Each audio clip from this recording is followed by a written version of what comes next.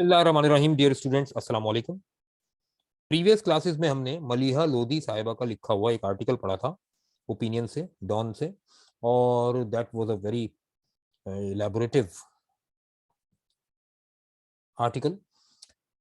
और जाहिर है मलिहा लोधी साहिबा ने लिखा था तो क्या आर्टिकल होगा वो। और बहुत डिटेल में था, बहुत बड़ा आर्टिकल था। हमने कई दिनों में, कई हफ्तों में ख़त्म किया उसको, एक एक वर्ड समझकर कई हफ्ते लगाए उस पर मेहनत करके। और आप लोगों का फीडबैक बहुत अच्छा मिला माशाल्लाह से, बहुत समझ में भी आया स्टूडेंट्स को। और जो CSS के स्टूडेंट्स हैं जो ऐसे राइटिंग के लिए डॉन रीडिंग कर रहे हैं, उनके लिए बहुत मुफीद साबित होगा। आज हम आपकी फरमाइश पर, आप लोगों ने कहा डेमोक्रेसी पर ऐसे लिखना है, तो डेमोक्रेसी पर जब लिखना है तो डेमोक्रेसी के बारे में एक वास्ट ओपिनियन भी आपको चाहिए। मैंने डॉन से ही एक राइटर का पुराना एक आर्टिकल निकाला है जो कि लिखा गया है डेमोक्रेसी पर। ठीक, राइटर बहुत काबिल आदमी है, उस्तादों के उस्ताद हैं माशाल्लाह, एम्बेसडर रह चुके हैं पाकिस्तान के। एक डोमेन ही लें, हाँ तो वो डोमेन तो हमारी कंप्लीट हो गई ना यार, अब दूसरी डोमेन में आ रहे हैं ना। ये तो नहीं हो सकता कि एक ही टॉपिक पर पूरे साल चलाते रहें। ठीक है, तो मुख्तलिफ डोमेन्स में हम इधर उधर जाएंगे। अच्छा जी, जब हमें, मैं वो आर्टिकल पढ़ा रहा था तो कह रहा था एक डोमेन में रहे, उस आर्टिकल को एंड कर दिया हमने। अब नया आर्टिकल है, नई डोमेन है। ठीक है, चलो स्क्रीन शेयर कर रहा हूँ मैं। बहुत अच्छा आर्टिकल है, काश की खुल जाए।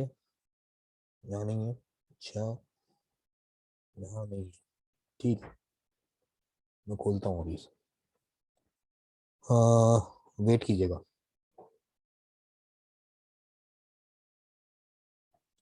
मैं इसे पहले सेव कर लूँ वर्ड पर, फिर मैं आपको खोल के दिखाता हूँ। ये शायद खुल जाए। हाँ जी, ये आ गया, ठीक है। ये आर्टिकल है डॉन का। राइटर हैं जना, ये देखें डॉन का नाम लिखा ऊपर। चैट मैंने ओपन कर ली ताकि बातचीत भी हो सके। राइटर का नाम बता रहा हूँ मैं, ये डेमोक्रेसी इन नेम, ये आर्टिकल है। तौकीर हुसैन साहब इसके राइटर हैं, तस्वीर सामने है आपके। तस्वीर से ही लग रहा है कि बहुत एक्सपीरियंस्ड और बहुत ठीक ठाक किस्म के राइटर हैं। ठीक है ना। ये 30 दिसंबर 2021 में पब्लिश हुआ था, ज्यादा पुराना नहीं है। 31 दिसंबर 2021, यानी भी 20-22 दिन पहले ही डॉन में शाया हुआ था ये। ठीक है, डेट भी बता दी मैंने आपको, राइटर का नाम भी बता दिया। ठीक है, जूम मैं भी करता हूँ, ठहर जाइए, पहले इसको मैं आपके सामने ले आऊं। देखिए ये आर्टिकल है, द राइटर। मैं इसको जूम कैसे करूंगा। अच्छा, मैं इसको एक काम करता हूँ, मैं इसको वर्ड पे लेकर आता हूँ, फिर आपके साथ शेयर करता हूँ। पहले देख लें। The writer, a former ambassador, ये साबिक सफीर हैं पाकिस्तान के, इज एडजंक्ट प्रोफेसर एट, ये जॉर्ज टाउन यूनिवर्सिटी के प्रोफेसर भी रहे हैं। एडजंक्ट प्रोफेसर उन्हें कहते हैं जो लेक्चर देने जाते हैं मुख्तलिफ यूनिवर्सिटीज में, ऑनररी, उनसे ताल्लुक रखते हैं, वो यूनिवर्सिटी से कनेक्टेड होते हैं। सीनियर विजिटिंग रिसर्च फेलो भी हैं at the national university of Singapore. ठीक है, तो प्रोफेसर टाइप के आदमी और काफी काबिल आदमी।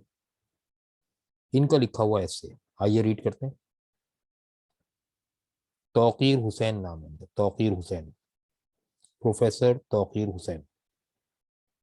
ठीक है, 30 दिसंबर 2021 में, यानी आज से कोई 25 दिन पहले ये छपा था डॉन में। बताइए, मुझे नजर आ रहा है क्लियरली।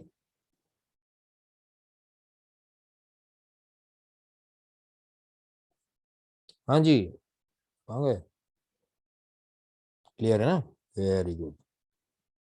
आप लोगों के लिए बैठा हूँ भाई मैं, बेफिक्र हूँ। चलें, अब बात हो रही है डेमोक्रेसी की। ठीक है। The subject democracy, the subject of democracy is a most confused and confusing debate. confused का मतलब है जो बहुत ही मिक्स्ड हो, मिला जुला, और कंफ्यूजिंग का मतलब जो आपको कंफ्यूज कर दे। तो डेमोक्रेसी का जो सब्जेक्ट है, मौजू है, प्रीवियस लेक्चर से इस लेक्चर का कोई ताल्लुक नहीं है। प्रीवियस लेक्चर में हमने एक आर्टिकल एंड किया था, ये नया आर्टिकल स्टार्ट किया। डेमोक्रेसी का जो सब्जेक्ट है बेसिकली ये खुद भी कंफ्यूज्ड है, इतना ज्यादा कॉम्प्लिकेटेड है और कंफ्यूजिंग भी है, यानी इस पर डिबेट करने वाले लोग भी आपस में कंफ्यूज हो जाते हैं। ठीक है।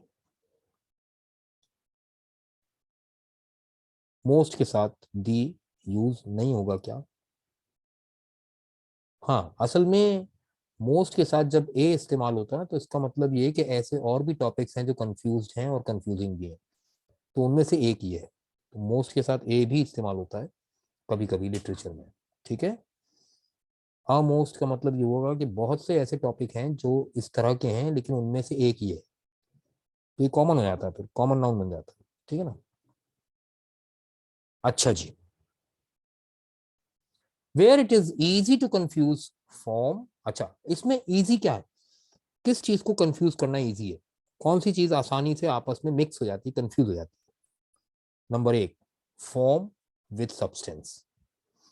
फॉर्म का मतलब है शक्ल, शक्ल क्या है डेमोक्रेसी की, और सब्सटेंस का मतलब उसके अंदर मटेरियल क्या है, कंटेंट क्या है। जमहूरियत बज़ाहिर और जमहूरियत गहराई में।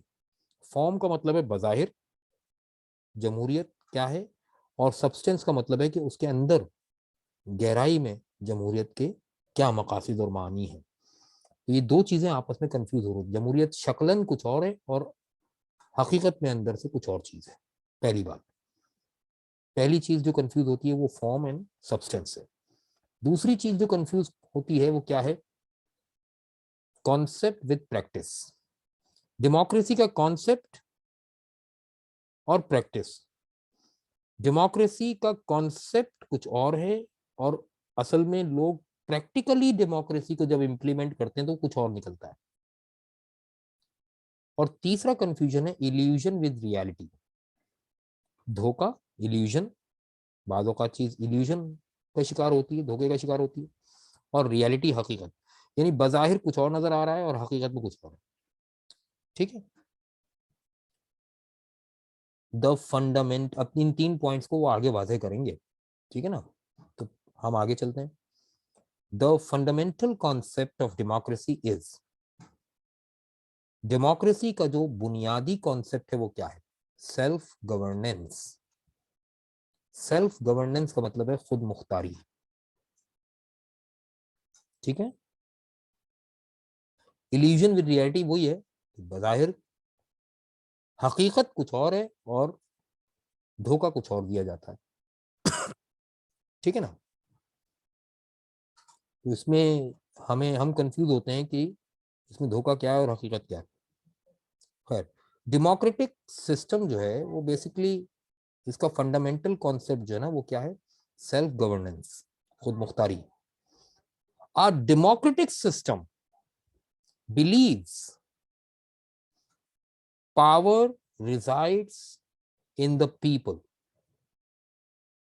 डेमोक्रेटिक सिस्टम में, जमहूरी निज़ाम में ये अकीदा है, ये यकीन रखा जाता है कि जो पावर है, जो इख्तियार है, जो इख्तिदार है, रिसाइड इन द पीपल, वो लोगों में रहे, जो लोगों में रहता है। Who delegate it to their representatives, और वो इस इख्तियार को डेलीगेट करते हैं, सौंप देते हैं अपने नुमाइंदों को। भाई यही तो होता है इलेक्शन में, आप क्या करते हैं, अपने इख्तियार को सौंप देते हैं अपने नुमाइंदों के हाथ। तो रिसाइड तो आपके पास करता है, इख्तियार आपके हाथों में होता है, आपके पास रहता है, लेकिन आप उस इख्तियार को सौंप देते हैं। रिसाइड रेजिडेंट का यार वर्ब है, रेजिडेंस किसे कहते हैं, रिहाइश को, रहने को। इख्तियार आप अवाम के हाथ में रहता है, अवाम उस इख्तियार को सौंप देता है अपने नुमाइंदे के हाथ में। जाहिर है सारी अवाम तो असेंबली में नहीं घुस सकती, उसमें उनका नुमाइंदा घुस सकता है एज अ ट्रस्ट, लेकिन ये इख्तियार सौंपा जाता है रिप्रेजेंटेटिव को, नुमाइंदे को, अमानत के तौर पर। ये जो लफ्ज इस्तेमाल हुआ है ट्रस्ट, इसके मीनिंग है अमानत। ठीक है, so that it can be exercised on their behalf, ताकि उस इख्तियार को एक्सरसाइज किया जाए, अमल में लाया जाए, ऑन देयर बिहाफ, लोगों के बिहाफ पर।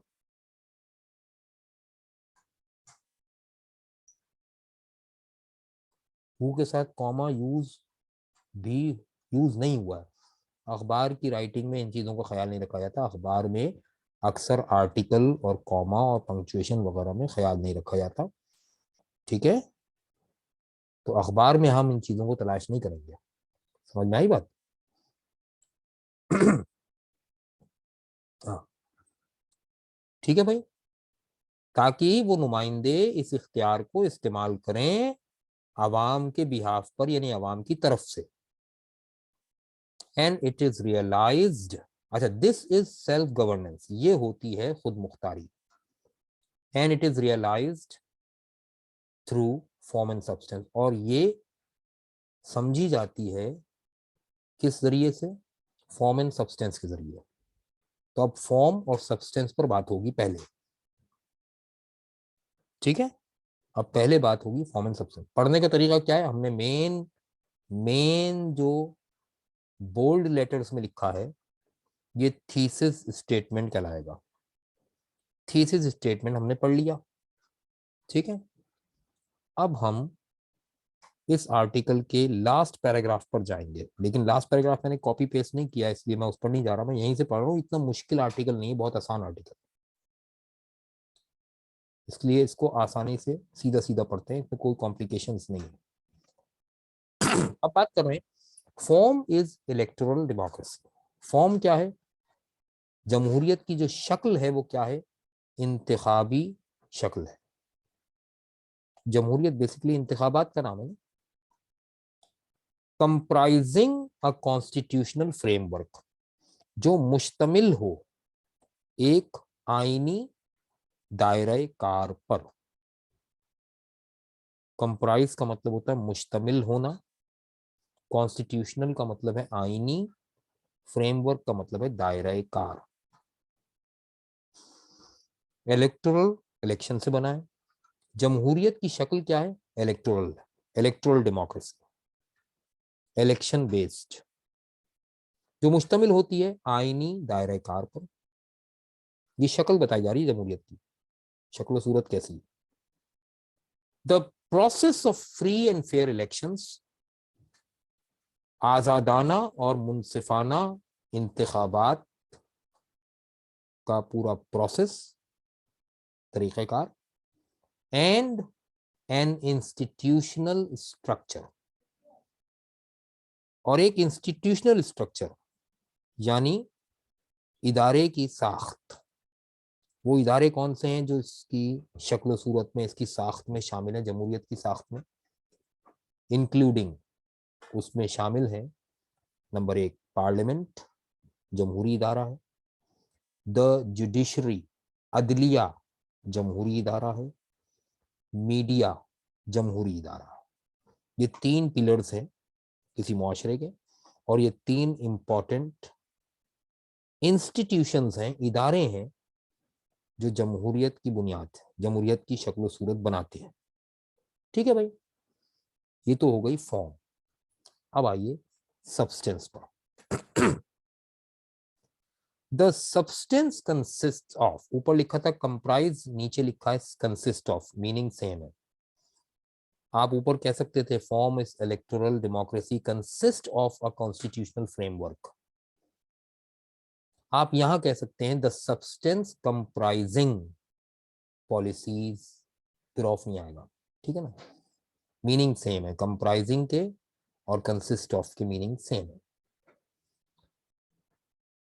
The substance consist of, substance किस चीज पर मुश्तमिल होता है?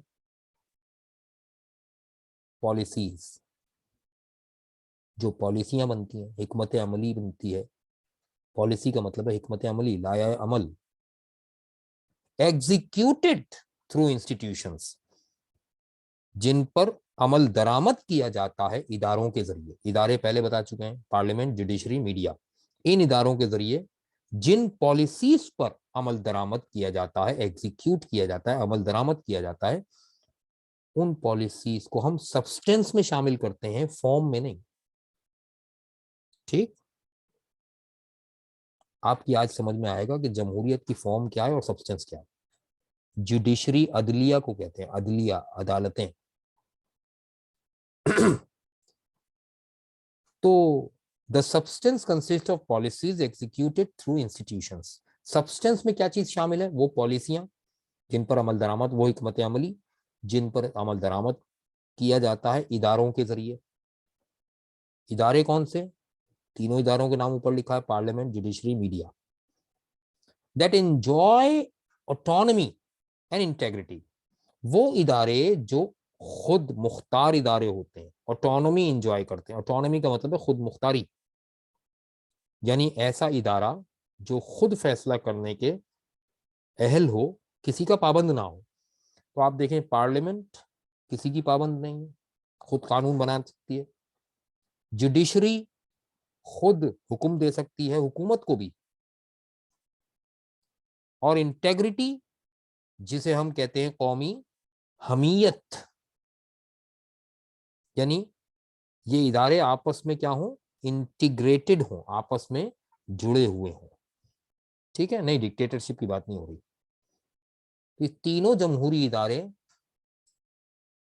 पॉलिसियों पर अमल दरामद करवाते हैं, supported by strong rule of law. इनको मदद मिलती है रूल ऑफ लॉ से, कानून की बालादस्ती से।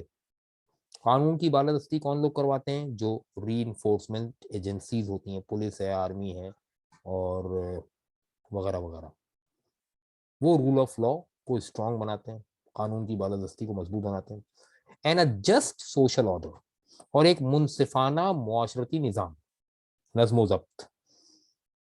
जस्ट का मतलब है मुनसिफाना, जस्टिस से बनाई है।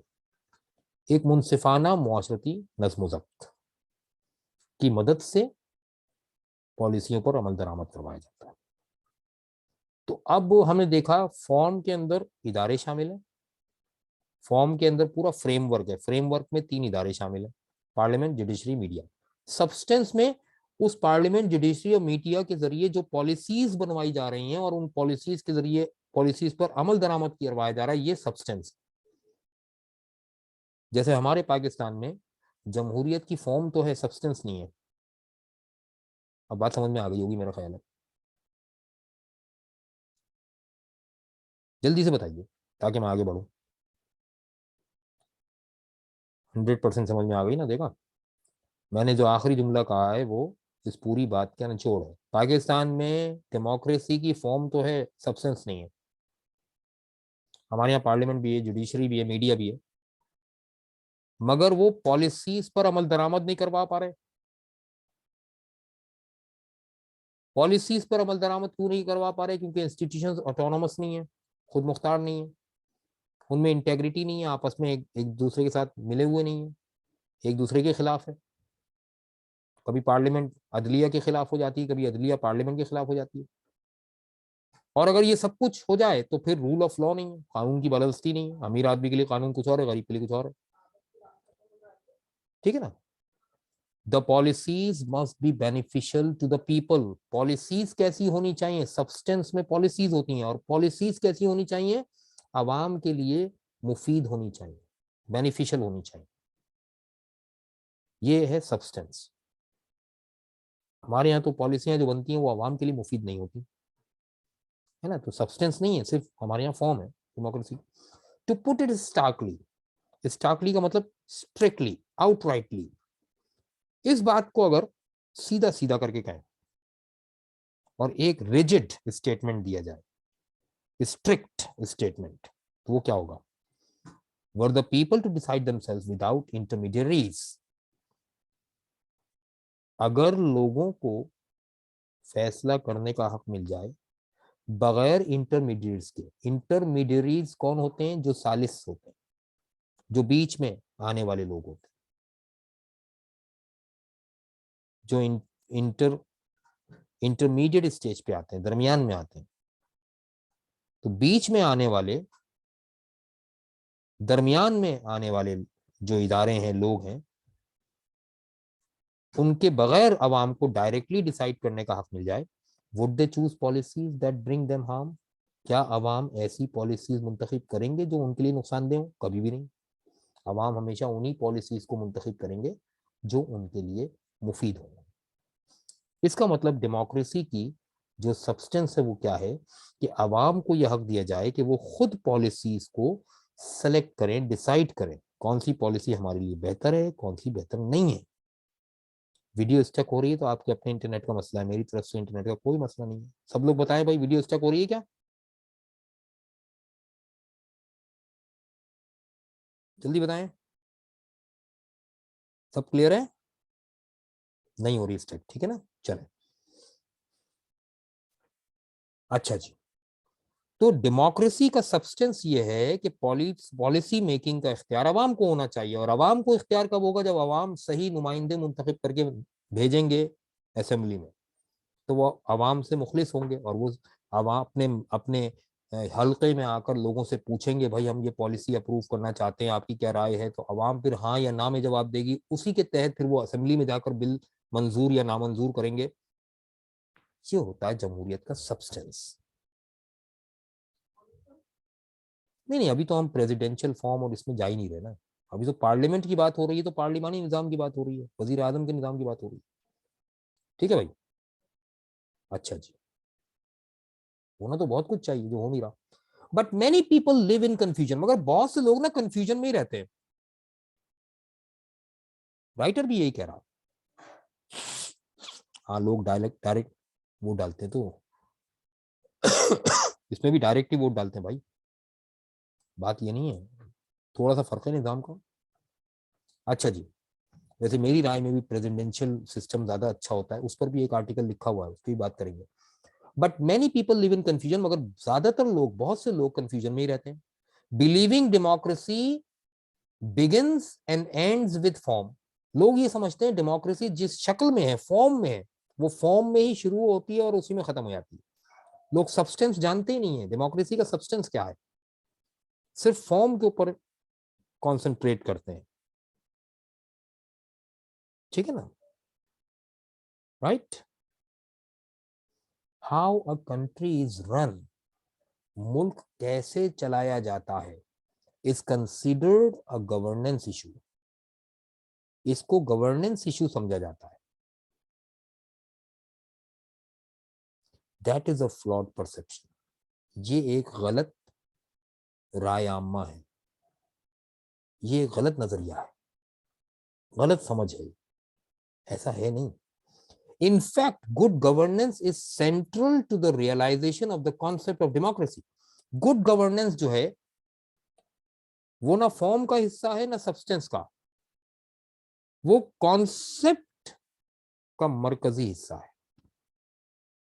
कॉन्सेप्ट, कॉन्सेप्ट को ही एक्सप्लेन किया है। कॉन्सेप्ट क्या होता है आप सुनो। फॉर्म क्या होता है? इदारे। सब्सटेंस क्या होता है? उन इदारों के जरिए अमल दरामद होने वाली पॉलिसीज। फॉर्म एंड सब्सटेंस समझ में आ गया? कॉन्सेप्ट क्या होता है? Central to the realisation of the concept of democracy is good governance. Good governance को कॉन्सेप्ट कहते हैं। That is the substance without which democracy will be hollow. यानी सब्सटेंस के बगैर डेमोक्रेसी खोखली हो जाएगी। अगर सब्सटेंस नहीं है तो कॉन्सेप्ट भी नहीं होगा। ऐसी डेमोक्रेसी को खोखली डेमोक्रेसी कहते हैं, जो पाकिस्तान में है हमारे यहाँ माशाल्लाह से और बरसों से। कॉन्सेप्ट को एक्सप्लेन करूं, कॉन्सेप्ट गुड गवर्नेंस का नाम है। कॉन्सेप्ट गुड गवर्नेंस का, हम कहते हैं ना भाई गुड गवर्नेंस बैड गवर्नेंस, तो ये कॉन्सेप्ट का हिस्सा है। ये ना फॉर्म है ना ना फॉर्म है ना सब्सटेंस है। ठीक है, चले आगे चलते हैं। हाँ हाँ हाँ हाँ, ये बड़ा क्यों हो गया भाई? ओ भाई, तो मुझे कंप्यूटर ऑपरेट करना नहीं आता ना, तो ये मसाइल आते हैं। चलो मैं यहाँ ले आता हूँ। हाँ जी, there prevails more confusion between the concept of a democratic system and its practice. अब कंफ्यूजन और ज्यादा फैलती है दो चीजों के दरमियान। कॉन्सेप्ट, डेमोक्रेटिक सिस्टम के जो कॉन्सेप्ट है वो, परसेप्शन का मतलब होता है राय आमा, राय को कहते हैं ओपिनियन को, कॉमन ओपिनियन को कहते हैं perception. There prevails more confusion, मजीद कंफ्यूजन कब फैलती है? Between concept of democratic system and its practice, कि डेमोक्रेटिक सिस्टम, जमहूरी निजाम का कॉन्सेप्ट क्या है और उसकी प्रैक्टिस क्या है। कॉन्सेप्ट क्या है? एक नजरिया। प्रैक्टिस क्या है? उस पर अमल दरामद। ठीक। If a country with a democratic form is failing, अगर कोई मुल्क जमहूरियत की फॉर्म में नाकाम होती है, जमहूरियत की सही शक्ल ही नहीं बना पाती, तो we conclude that democracy itself has failed. तो हम ये नतीजा निकाल लेते हैं कि जमहूरियत ही फेल हो गई। नहीं, जमहूरी निजाम या जमहूरियत नाकाम नहीं हुआ। जमहूरियत एक कामयाब निजाम हुकूमत है, लेकिन अगर वो अपनी असल फॉर्म में हो और अपनी असल सब्सटेंस के साथ हो, तब हम कहते हैं कि जमहूरियत कामयाब है। हम जमहूरियत को बुरा कहना शुरू कर देते हैं, जबकि हमारे यहां जो जमहूरियत की शक्ल है वही बुरी है। उस शक्ल को बुरा कहे, जमहूरियत को बुरा ना कहे। जमहूरियत तो और मुल्कों में कामयाब है। ठीक है ना? ये बिल्कुल ऐसे ऐसे मुसलमान अगर कोई गुनाह करता है तो हम इस्लाम को बुरा भला कहना शुरू कर देते हैं। भाई इस्लाम बुरा थोड़ी है, मुसलमान बुरा है।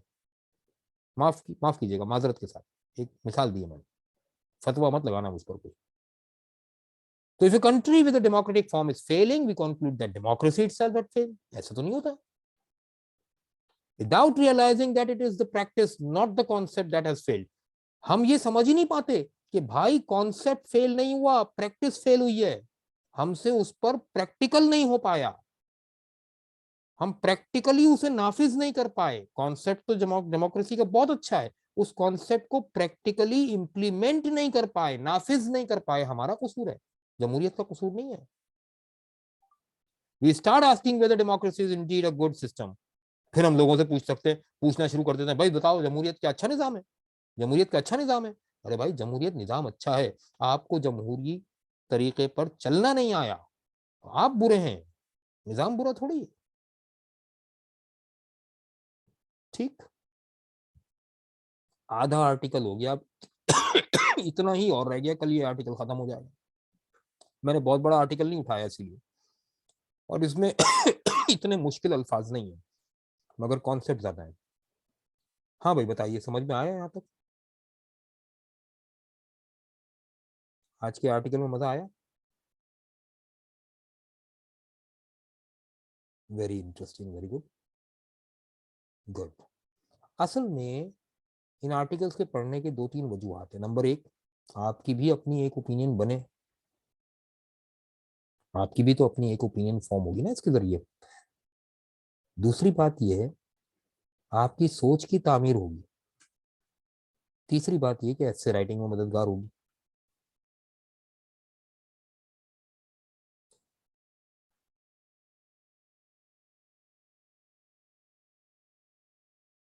हाँ, thank you very much Samina, मेरी यही कोशिश है। थैंक यू बेटा।